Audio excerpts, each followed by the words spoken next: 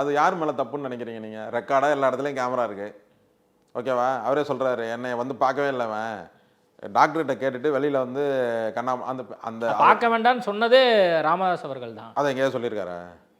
அந்த பேட்டியில் சொன்னாரா? இல்லை, அந்த பேட்டியில் சொல்லலை. அப்போ அது தவறான முன்னுதாரணம் தானே அது. அப்போ வந்து பொய் சொல்கிறாரு. இல்லை, நம்மளுக்கு கிடைச்ச தகவல் அடிப்படையில் அவர் அப்படி சொல்லியிருக்கிறாரு அப்படிங்கிறதான். அப்படி சொல்லியிருந்தா அவர் ப்ரெஸ்லேயே வந்து சொல்லி பொது வெளியில் சொல்ல மாட்டாங்கல்ல. எப்படி இவ்வளோ விஷயத்த பொது வெளியில் சொல்கிறாரு? எங்கள் அப்பாவுக்கு வந்து மனநிலைமை சரியில்லை, அவர் வந்து மிந்தி மாரிலாம் இப்படி சொல்கிறது ராமதாஸ் அன்புமணி தரப்புல இவங்க இப்படி சொல்கிறாங்க. அதான் அன்புமணி தரப்புல அன்புமணி வந்து ராமதாஸ் அவ்வளோ கேவலமான ப்ரெஸ் மீட்லாம் வச்சு சொல்லும் போது அவருக்கு மனநிலைமை சரியில்லை, அவர் சுயநனவோட இல்லை, அவர் என்ன சுயநலம் இல்லாமல் இப்போ ஏதாவது வேற இன்னொரு ஆளை பக்கத்தில் வச்சுக்கிட்டு ப்ரெஸ் மீட் நீங்கள் சொல்லுங்கன்னு சொல்கிறாரா?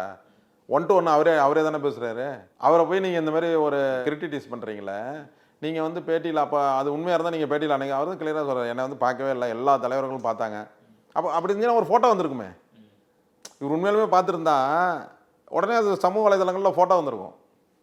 அப்போ பொய் சொல்கிறாரு தானே அர்த்தம். இவர் உள்ளே ஆஸ்பத்திரி போனது உண்மை, ஆனால் அப்பாவை பார்த்தாரான்றது தானே பிரச்சனை. அவரே இல்லைன்றார்ல, நான் ஐசியூ வார்டில் இல்லைன்றாரு. அப்போ 10 நிர்வாகம் என்ன செஞ்சுருக்கோம், அப்போலோ நிர்வாகம் அதுமாரி அவர் டாக்டர் சொல்கிறது தப்புன்னு சொல்லியிருக்கும்ல. அவங்களோட கேடர் முக்கியமில்ல.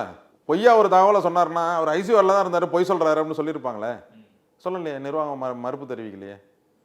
அவர் ஐசியூ வார்டில் இல்லை, நான் ரெகுலர் செக்கப்புக்கு தான் போனேன். செக்கப் போயிட்டு வரும்போது என்ன எல்லா தலைவர்களும் வந்து நான் ஏதோ உடம்பு சரியில்லைன்னு நலம் விசாரித்தாங்க. தமிழ்நாட்டில் இருக்கிற 99% தலைவர்கள் வந்து என்னை நலம் விசாரித்தார்கள். அன்புமணி வந்து ஏதோ வெளியில் யாரோ டாக்டர்கிட்ட பேசிட்டு அப்படியே பேட்டி கொடுத்துட்டு போயிட்டான், அப்படி தான் சொல்கிறாரு.